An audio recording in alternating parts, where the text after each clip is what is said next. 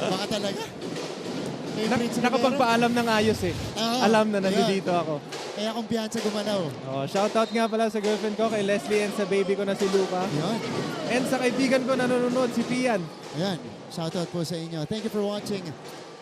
Live on GTV right now. Online everywhere via NCAA Philippines and GMA Sports PH. You guys can find us YouTube, Facebook, and on X. Fourth quarter begins. Isang abante ng JRU. We start off with a miss from Enoch Valdez. Ball will be tapped out.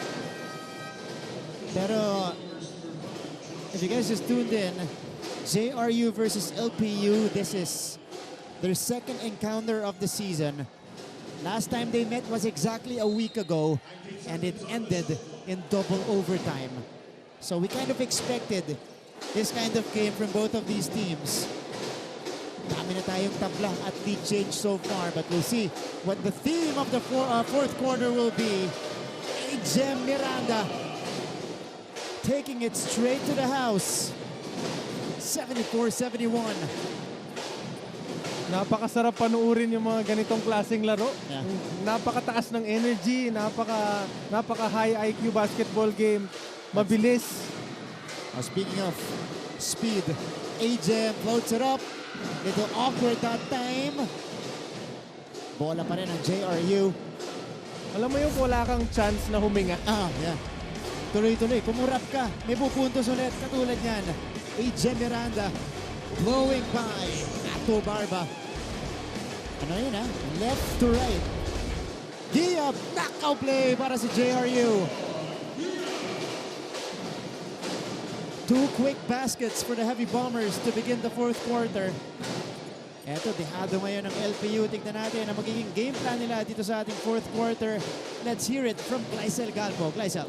Last quarter na ito, hindi na tayo pwedeng mag-relax. Yan ang sabi kanina ni Coach Gilbert Malabanan going into the last 10 minutes of the game. The Pirates might have experienced setbacks in the last few games, but they are showing us today that they remain headstrong as they challenge the Bombers in attempts of climbing back to the top. Coach Gilbert Malabanan recognizes na iba na ang labanan sa second round. Kaya ang patuloy niyang paalala sa kupunan ay laging maging handa, lalong-lalo na sa depensa. Ika nga ni Coach Gilbert, huwag agad susukot hanggat hindi pa tapos ang laban. The Pirates have definitely proven that they are not quitters. But the question is, will they be able to play their cards right this time? What do you think, Martin and Prince? Maraming salamat, Gleisel. So far, not so good for LPU, especially here at the start of the fourth quarter. It looks like they need to muster another comeback. Dahil abante na ng 5 puntos dito ang JRU. Numbers for AJ Miranda, 11 points, an efficient 5 out of 7 from the field in just 14 minutes of action. And all contributions off the bench for AJ today. Itong LPU, well, we trust, Coach Gilbert trusts itong grind at sipag nitong LPU Pirates. But they need to wake up as early as now. Nabanggit mo nga kanina na masyadong mataas ang field goals nila. Pero ngayon, bumabalanse na. Nakukuha na natin yung numbers na usual. From 70% in the first half down to 55.8 for LPU. Jonicio catch and shoot. Wala. Outlet. Montaño on the move. Side steps. And able to manufacture some points on their end. All right, let's go to JRU side. They are up right now by 3. Let's see how they're planning to maintain this. Let's hear it from Diana Igual. Diana. Whether it's teammate to teammate or the coaches to the players, maliwanag na maliwanag that trust is really on full display para sa kupunan ng JRU. Martin and Prince, this is my 3rd time covering for JRU and also my 3rd time asking Coach Louie Gonzalez ang tanong kung sino ba ang ina-expect niyang mag-stand out for the game at hand. Ang laging sagot ni Coach Louie, lahat talaga sila kaya nila with several different peacocks being put on the court and everyone trying to take on the hero's role. Kakayanin na kaya ng Heavy Bombers to create that big lead and eventually rise to solo third. Ano sa tingin niyo, Martin and Chris? Oh, that's the trademark of JRU. Maraming salamat, Diana. They just do it as a unit, collectively. Ganyan kanila papahirapan. And of course, it translates in this game so far with already 4 players in double figures for the Heavy Bombers. Itong kanta ng galaw dito ni Renz Villegas. putting it down on the floor, turning around, and scores on the short jumper. Pero itong JRU, again, 3 overtime games this season. 2-1 sila dyan. Giyab! Nako-play na naman. This time he draws the foul. And JRU has just been running those inbound plays, Prince. Si Giyab ulit yung nakatanggap nun. Again, I've known Coach Louie for quite some time. And in the meantime, si Idol pala to, si Idol. Former NCAA MVP, CJ Perez, in attendance. Of course, CJ brought LPU to the finals twice. Once during his MVP season and another appearance in the following year under Coach Topex Robinson. Siya rin yata yung nagpa 18-0. Glory days. Glory days, yeah. Nagpa 18-0 dito sa LPU. And syempre, congratulations kay CJ Perez, diba? Asian Games gold medalist. Pinarangalan natin ilang miyembro ng NCAA family natin this past weekend. One player representing the team was Calvin Oftana, formerly of San Beda, also a former NCAA MVP. It's a 5-point lead for JRU. LPU nahihirapan. De Los Santos, Giyab has 2 triples. This time he takes it in.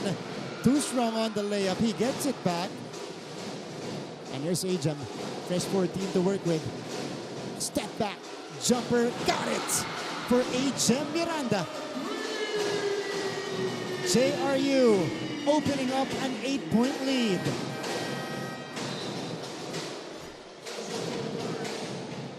And LPU, because of their misses, Prince, nabibigyan ng tsansa, umiscore at magdagdag ng lamang itong JRU. Ayan yung dahilan kaya sila nakakasabay nung first half dahil most of the shots they're taking, nasushoot nila. Yeah. And now that they're missing, ano kaya ang magiging panibago nilang adjustment kung paano nila mako-compensate yung mga tira na hindi nila nasushoot? Umali couldn't answer. Here comes Ajam Miranda. JRU has the numbers. He kicks it out. Miranda for 3. Off the mark. Airmails that one. Kunanan. Oof.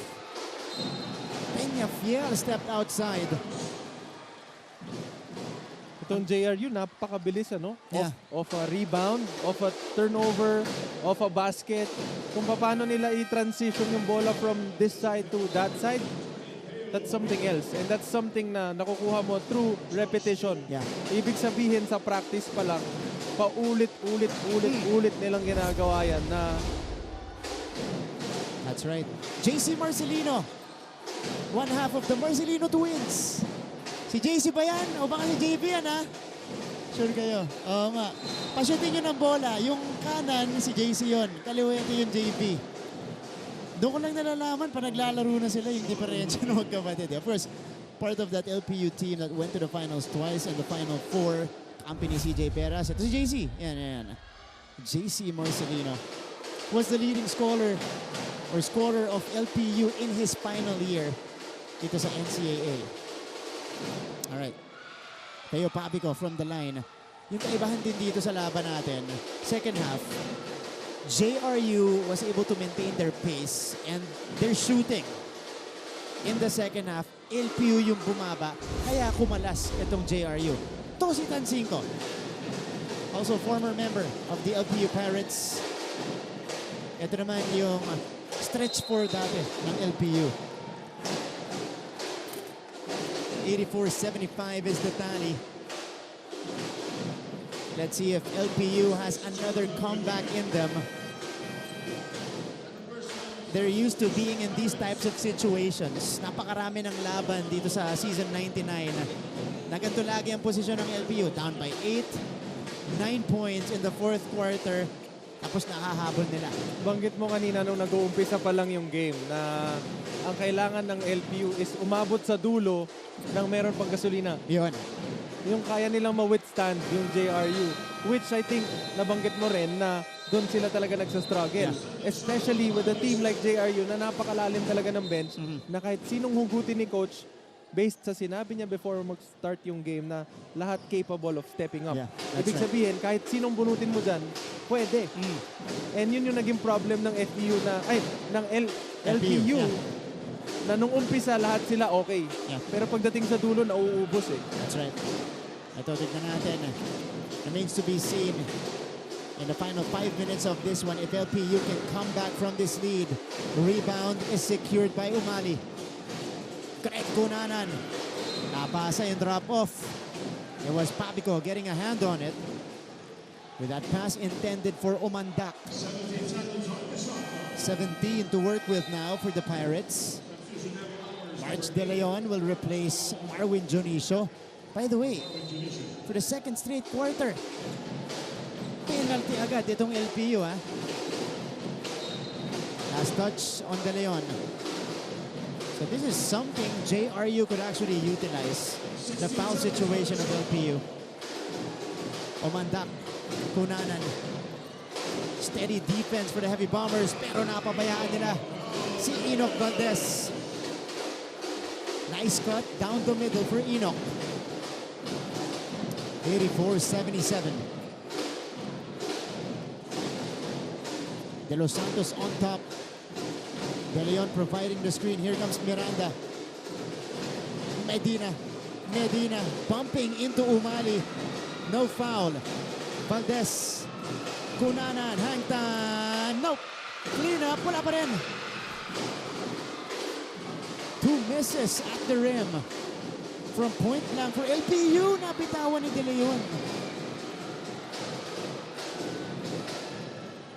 You can't go too casual on the passes. At dun sa mga salo. Kunanan. Omanda. Off to the right. 3.5 to go. JRU looking good. Trying to make it 3 in a row.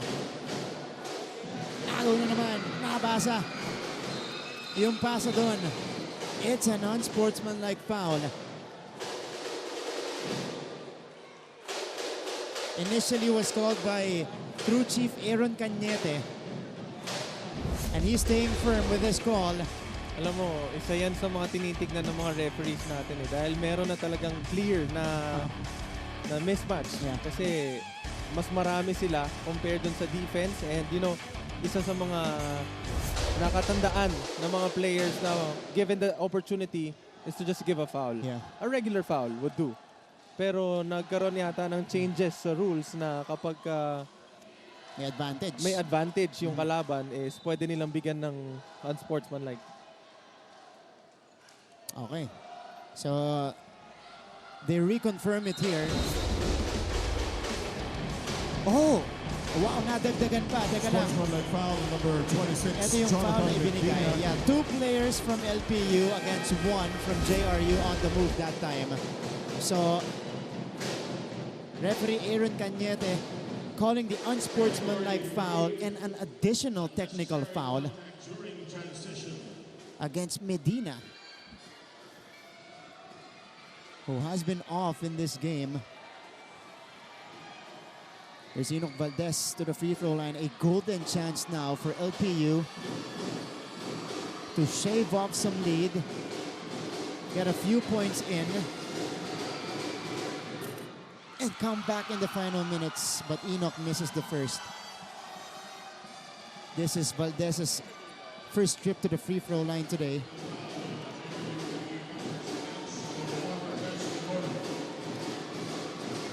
Ooh! Sakit nun, Prince. 2 misses. Lalo na't nangangailangan sila na maibaba ng konti itong 7-point lead ng JRU. There's another one coming up though. Technical free throw naman. Valdez in the season, a 61% free throw shooter. Missing his first 2 today. One more coming up. Finally able to find the mark.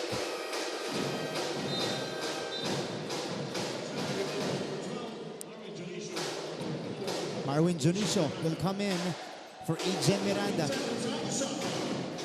Imagine having a key player na 3 minutes na lang natitira ng fourth, ang unang free throw. Oo nga eh. Totoo. Unang trip to the free throw line. Omandak. Oh, that was a setup. Omandak finding the bottom of the net. The lead is down to 3. Mukhang mamamagic bunot pa. Yeah. Si Omandak, ano? Late insertion here. Argente, long floater. Wala. Ball is tapped. It ends up with Cunanan. Barba on the move. Barba all the way. LPU is within 1 again. What a surge here by the Pirates. De Los Santos, Jonicio, Argente. Sean, Pabigo puts it on the floor. De Los Santos nailing the short jumper. Pamatay sunog mula kay JL. Kailangan ng Lyceum nung run na yon. Yeah. Omandak. Too strong. And ball ends up with Jonicio. De Los Missed Santos. opportunity Yeah. for the LPU Pirates. De Los Santos, by the way, with 14 points, 4 rebounds, and 10 assists. And we go into deep waters. The final 2 minutes of this game between JRU and LPU. Two teams separated by 3 points. De Los Santos, Giab, oh, denied by Umali. Big Sean with a big time rejection. Big Sean making big plays. The leading shot blocker of the league with the second one or his second one of the game. Okay. May timeout tayo dito. Itinawag ng JRU. They will have it, Prince, but with only 4 seconds on their clock. Alam natin, momentum nandito sa LPU Pirates. Pero bago yan, bago natin silipin yung game plan nila, ito yung second round schedule ng JRU. They will play most of the bottom half teams first. In their first few games here in the second round, panghuli yung nasa taas, EAC San Beda at Mapua. Is that advantageous, more advantageous for JRU? I think yes, kasi makakaipon sila if ever maganda yung gawin nilang start dito Yeah. sa second round natin. Makakaipon sila ng momentum papunta dun sa mga big teams na pag kinalaban nila, mas buo na sila. Yeah. And at the same time, mas may confidence na yung mga players. That's right. They're hoping that they will hit their peak along the way. That maybe in the middle of the second round. Ito naman para sa LPU Pirates. Ito pantay yung kanilang schedule. Battling top teams and bottom half teams, at least so far, yung first round natin. Ito, i-alternate nila yan. They end their second round with a matchup with San Beda. Before that, Arellano. And before that, San Sebastian. So, it's gonna be an interesting second round to say the least for both of these teams. Kickball. So, sinuwerte doon ng JRU. Yan, na-reset yung shot clock nila. Fresh 14. So a full offensive setup right here for JRU. Wow. Barba was holding on to Giab. And again, LPU did not need to foul because they're already in the penalty. And ito mga nakaw play, specialty ni Coach Louie, ano? Pangatlong inbound na yan. Yeah. Again, it's Joshua Giab on the receiving end. Let's check out this sequence. Our referee's reviewing this.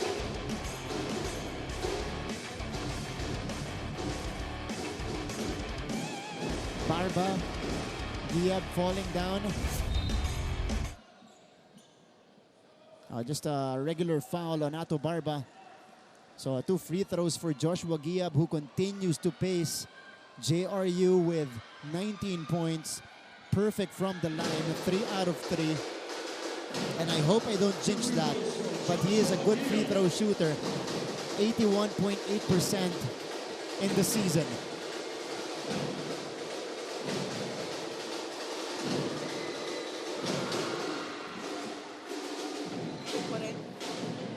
(87-83). Giap drops in the first, and the JRU students celebrating.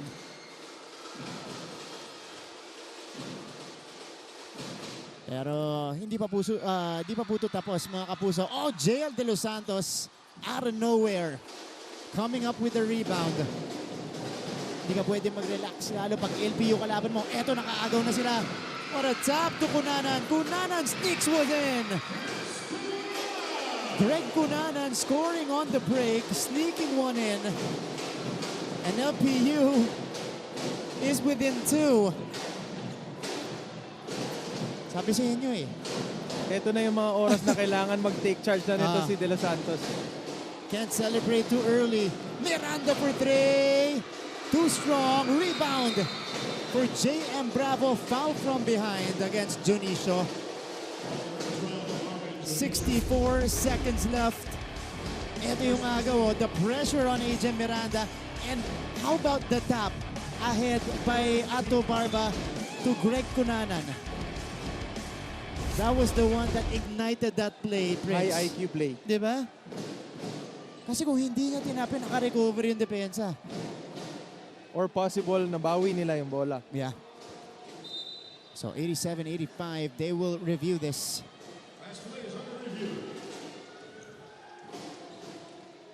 Tignan natin. Big call coming up. It was Miranda who pulled the trigger. Just a slight push. Kasi hindi nakaposisyon itong si Junicio at naunang tumalon si Bravo. Yeah, just a pushing foul on Marwin Junicio. Okay. May timeout. Coach Gilbert wants to talk things over. Yeah. So 1 minute and 4 seconds remaining. LPU obviously, they don't need a 3-point shot here. Kailangan lang nila ng solid execution to be able to tie this up. Habang ito namang JRU, they need a stop right here. Ito, on Stranger Tides. Yeah, it's been extremes for Coach Gilbert Malabanan in season 99.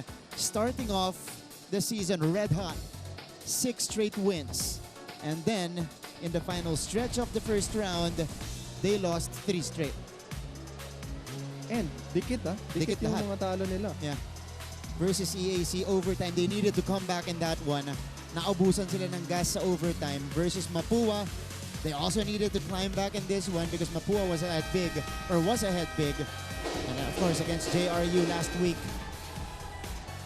88-87. Ito yung mga games na meron silang talagang natatapos at nananalo sila after they come back. Pero dun sa tatlong huli, kinapo sila. And ulitin ko, ito yung mga games na masarap panoorin. Yeah. That's right. So once again, for the second time in a week, JRU versus LPU in for a cardiac finish. A 2-point game.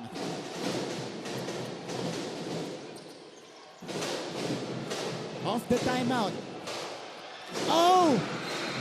Naagawan itong LPU. But this is gonna be a whistle. JM Bravo is down, holding on to his shoulder. Ang foul tinawag dito kay Giab. So it's not a takeaway for JRU. There's a foul first. I'm seeing Coach Glenn Capasio. His hands at the back of his head, could not believe the call. Ito yung hanap ko. Nabitawan ni Bravo. Doon tinawagan ng foul. Itong si Joshua Giab.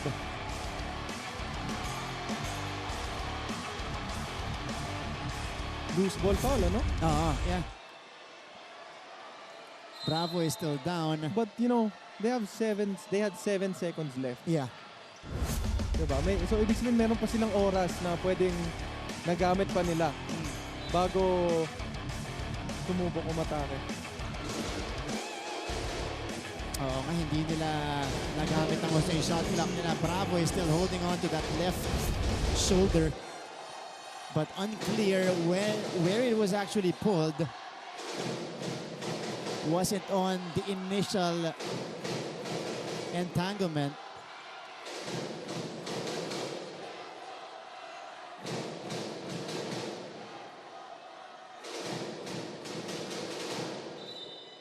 JM Bravo pleading his case.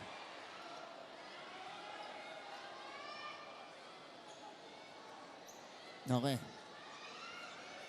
Yeah, situation, di naman nag-escalate dito. Bravo just heading to the bench. Still holding on to that left shoulder, by the way.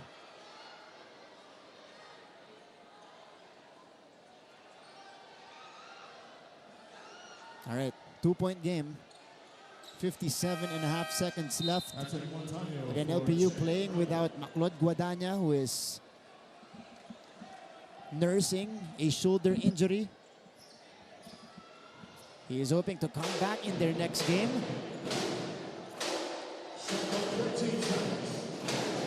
Dito sa mga moments na to, dito nila mamimiss si Maclod Guadagna. He's been the clutch guy for LPU. Chance for the other guys to step up down the stretch. Sean Umali, yes! For the tie! Big Sean backs it home, 87 all. 9th deadlock of this game. JL, oh! Lost it! Wow! A crucial turnover on JL De Los Santos.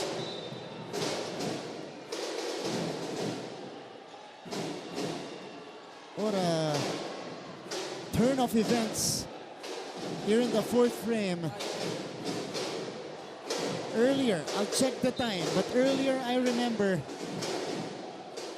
etong LPU dehado ng 9 na puntos, 84-75. Now they've brought us their 9th deadlock of the game. Tignan natin to. Re-review nila yung tawag dito just to verify. It was 84-75 with 4 minutes and 44 seconds remaining. It's been a 12-3 run for LPU since then. Ito, tignan natin. Yeah, nobody else touched it. Pero sinasabi ni JL, hindi pa daw lumalabas. Pero parang tumama sa guhit eh. Sa angle na to. Sa angle na to, ano? Yun yung kino-contest ni De Los Santos. Let's see. This is why we can review.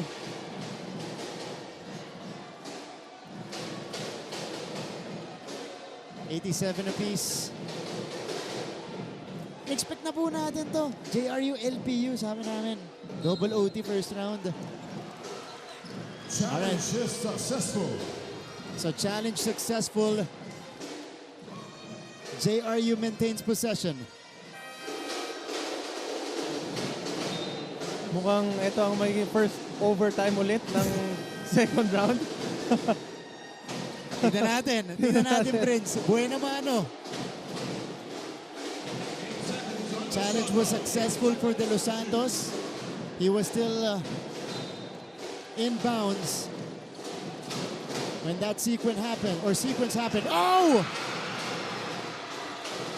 Valdez coming up with a steal. About a 5-second difference between the shot and the game clock. LPU can take the lead. Ball in the hands of Enoch Valdez. Valdez, nabitawan. Jonicio is on the move. JRU has the numbers, and Peña Fiel breaks it up. 5.4 remaining. Valdez is down, holding onto his left calf. Coach Louis calls for time. He wants to draw up a play. 5 segundo. Question. May question ako sa'yo. If that was you and you had like 6 seconds to play, Yeah. and then Umali was underneath. Would you call for a ball screen or would you let him get the ball and make a play? Maybe call a ball screen to make life easier for both of us. Okay. Diba? To get a separation. But we know Enoch Valdez, he has that scorer mentality, Tama. that takeover mentality, especially in situations like these. Also, Yeah. that can create yung tinatawag nila na pagkakamali, Yeah. na may miscommunication, That's get true. someone open, create a play. Good That's call. true. Yeah. 87 all. Nagkataon lang na nasundot. Nasundot, ano? Pero we know Enoch he can create his own shots. He can drive hard. Pero pag ganun katagal, ready kasi sa kanya yung JRU Again, for the whole game, medyo quiet si Enoch. Yeah. Hindi ko alam kung stagnant siya or dahil na-check siya ng JRU based on their scouting. True. Pero sa pagkakakilala ko sa kanya, kaya niya capable siya. Yeah. Enoch today he came up with the steal, by the way. 10 points and 7 assists for Valdez. Eto na. After the timeout, JRU has 5 seconds. The trigger man will be their leading assist guy in JL De Los Santos. 11 assists today. Who do they find? They go to Jonicio. 3 seconds. Jonicio puts it on the floor, puts it up. Oh! Denied by Umali. And to open the second round, we go to overtime. How about this? Big Sean just standing his ground. Able to time that one well. Big Sean, again, making big plays during crunch time. 87 all, extra 5 minutes coming right up.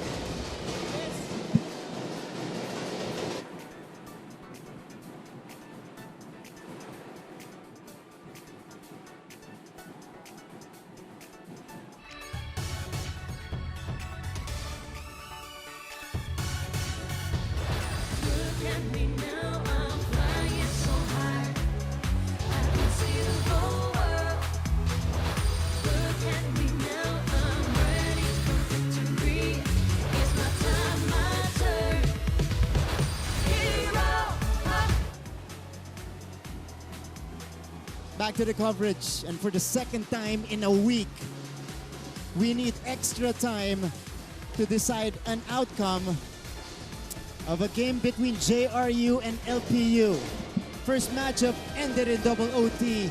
This one goes to overtime with Big Sean denying Marwin Jonicio at the end of regulation. 3 blocks para sa kanya dito sa game na to. Yeah.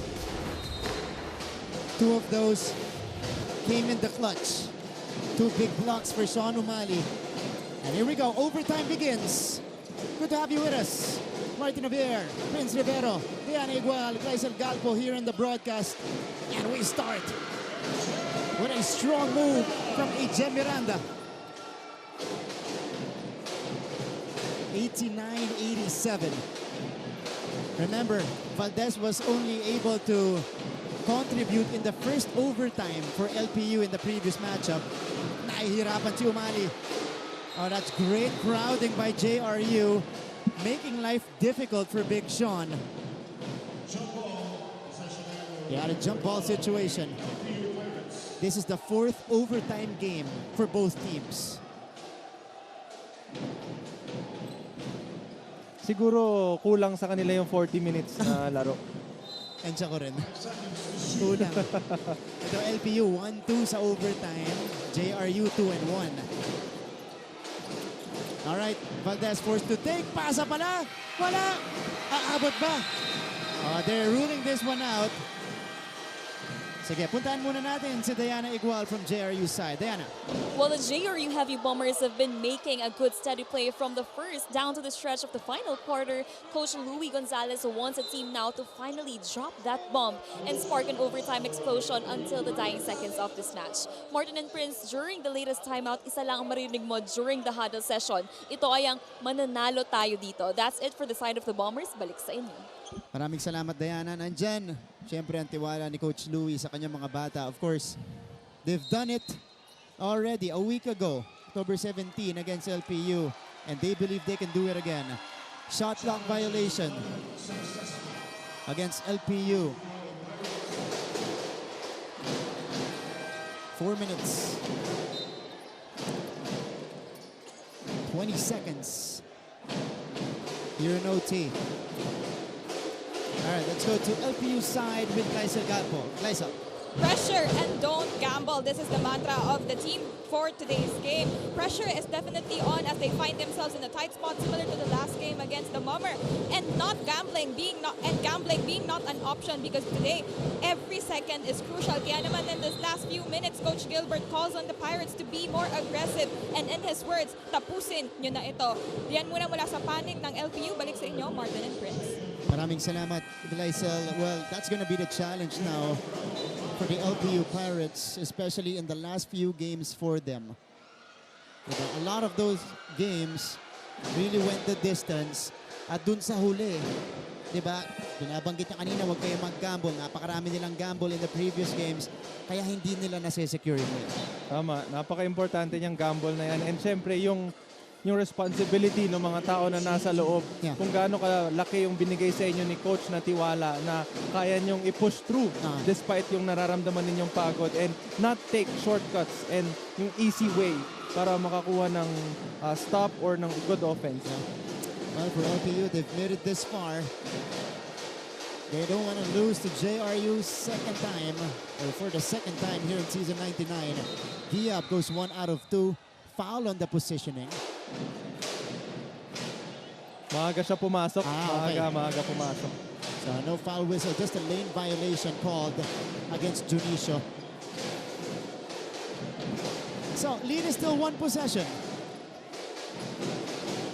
Let's see if LPU can retaliate. Ito si Simon Peñafiel. Renz Villegas, who has been quiet in this game. They find Enoch. Valdez, shot clock winding down. Short for Valdez. And if you're JRU, Prince, you can live with those 3-point attempts by Valdez.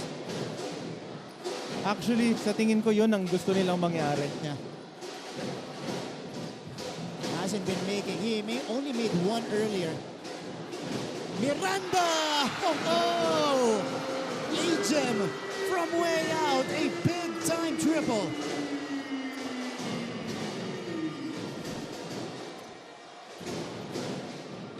.93-87. Montaño. Peñafiel slicing and draws a foul in the process. Let's see what happened here. Jonicio leaving it for A-Gem Miranda, who shot this one from the parking lot. A-Gem Miranda, ice cold for that 3.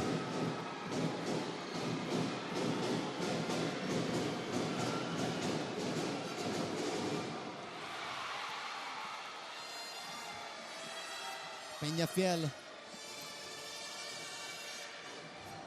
Pressure pack free throws. Missing the first. Second one, up and in. Substitution. Villegas is back in for Peñafiel. So it's a 2-guard setup for Coach Gilbert Malabanan with Cunanan and Villegas. Jonicio with the offensive foul. Got called on the screen. natin to.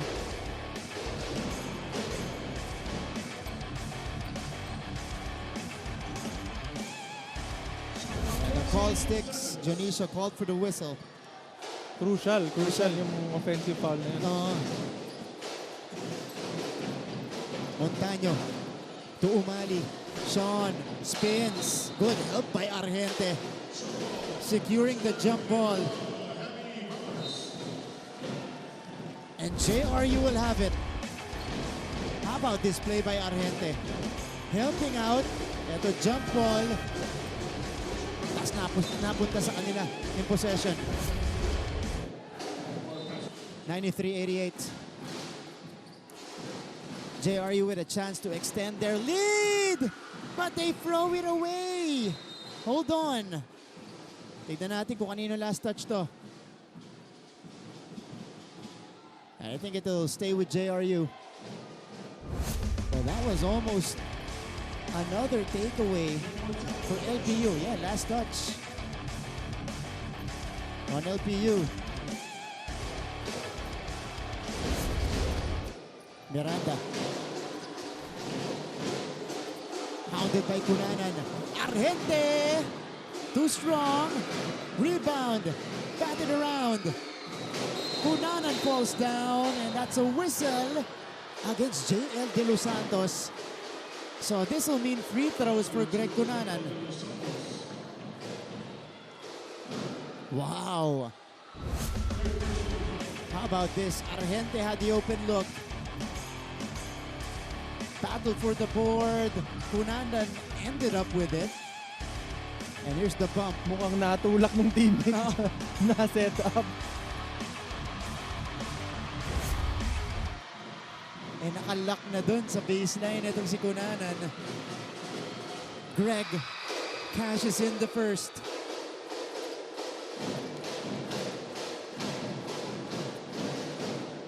Cunanan is a 67% free throw shooter. Knocks down two right there.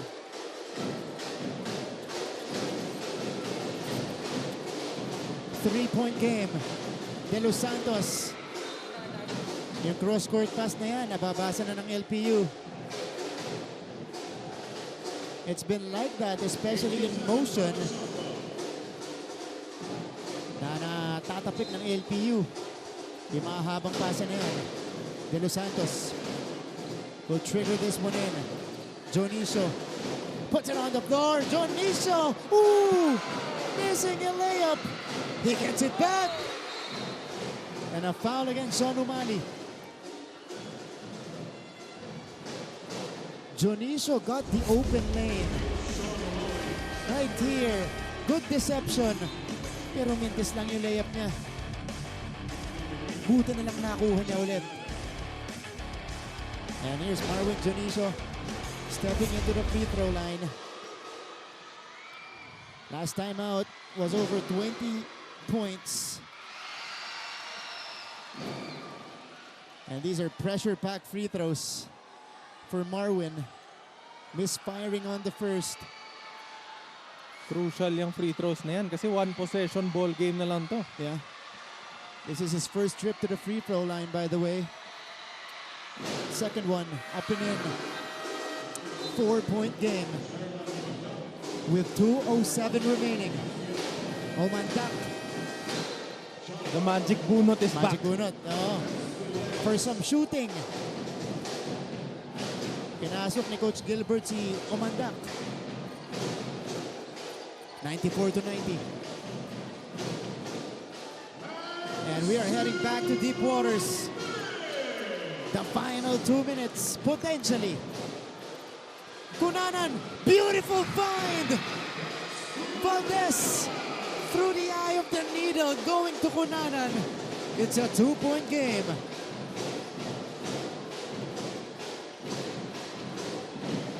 Dionisio, wala. And Barba collects it. Eto na. Eto na yun. Exactly 90 seconds remaining. Greg Cunanan has it. LPU down by 2.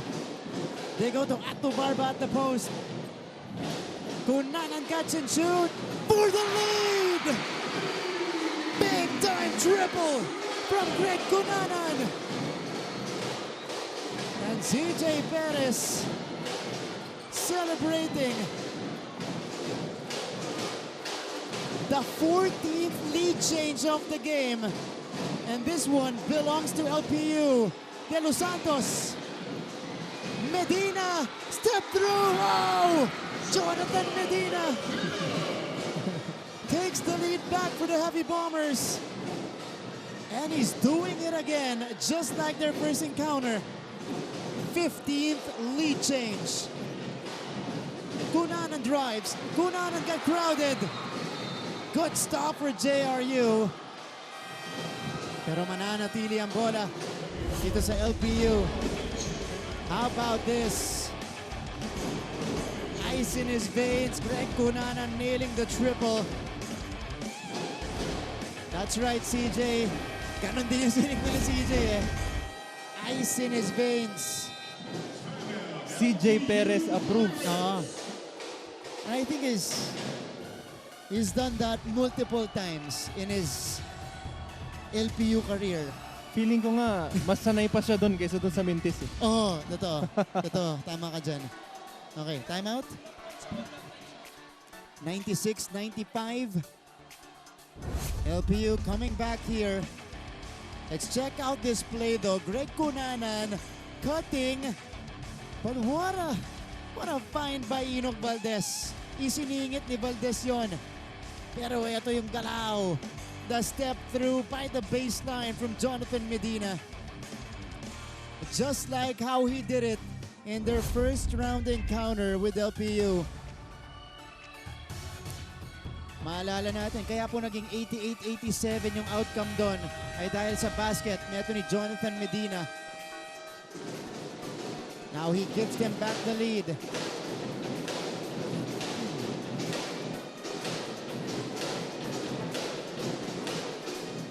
Eight seconds to set things up if you're LPU. Timeouts left. None for LPU. One timeout remaining for the Heavy Bombers. Here we go. Barba. Cunanan, ilalapit. Greg, Valdez for three. Kaboom! Enoch Valdez! Giving the lead back to the Pirates with that booming triple. Sabi natin, itong JRU will live with those three-point attempts by Enoch Valdez. This time, he made them pay, Prince. Second triple down and good for Valdez. And how about the unselfishness? Right here for the Pirates, Cunanan took it in, sent it out. Valdez had all day to work that three. Again, papaalala ko lang, Martin, itong JRU isa sa mga leading assist ng teams natin dito sa season. And now, LPU out-assisting them. Yeah. 29 assists for the LPU Pirates today. That ties our season's best, which was set by Perpetual against Arellano a few weeks back. 29 assists as a team, and 10 of the 11 points of LPU here in the overtime period scored or assisted by their floor general, Greg Cunanan. 98-96. Enough time though for JRU to set things up. Numbers from Greg Cunanan today: 20 points, 9 assists, and 2 steals on an efficient 7 out of 10 from the field. And that comes from their point guard. Okay. Let's see. Ito. 29 and a half seconds, Prince. If you're JRU, you have a lot of options on the offensive end. As we take a look at the EAC Generals waiting in the wings. They'll face the San Sebastian Stags in our second game today. EAC, of course. They still want to be in that Final Four race. They're looking from the outside. Dahil 5-4 sila ngayon at number 5. Tied with the Benil Blazers in that position. Coach Louie on your screens. So, tignan natin. Coach Louie Gonzalez just in disbelief on the sideline here.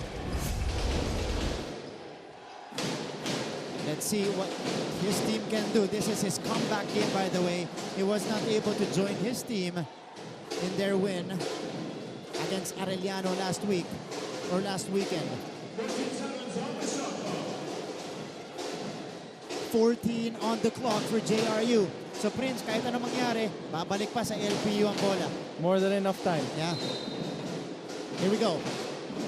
The trigger man is JL De Los Santos. JL gets it back. JL, the pass underneath. Oh! LPU takes it away! And the Pirates, with a crucial stop, reading that play perfectly. Beautiful. Beautiful. How about this? De Los Santos had a play in mind. This was the screen provided. Went back to Gia, pero naabangan ni Enoch Valdez. It was the help defense actually. Yeah. There was a 2-1 game happening on one side. Enoch from the opposite side got the roller. Natapik niya yung bola, nakuha ng teammate niya. They were rewarded for their hard work and effort. That's right. Valdez was the one who gave LPU back the lead with a triple earlier in the corner. Now he has the chance to seal the game at the free throw line. And he calmly sinks the first. Attorney Laurel and Miss Abby Laurel celebrating right behind LPU's bench.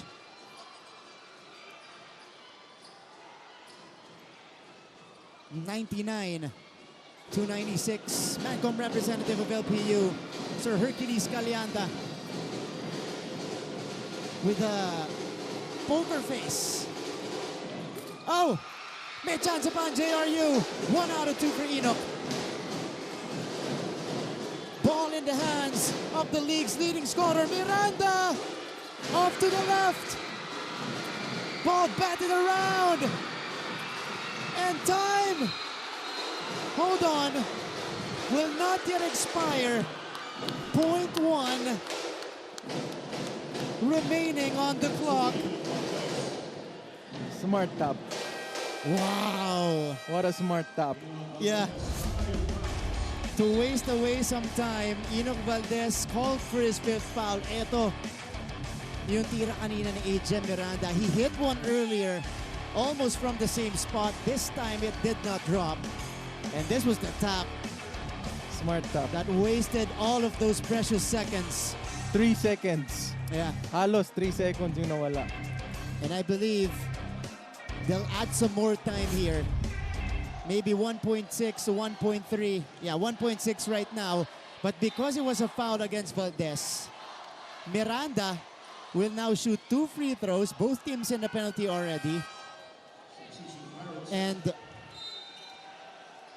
the game plan here for AGEM, make the first, miss the second, to give yourself another chance to tie or maybe win this game.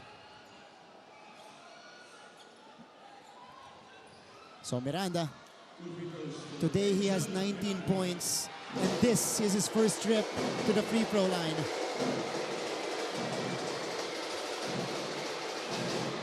Oh! Crucial miss for AGEM Miranda.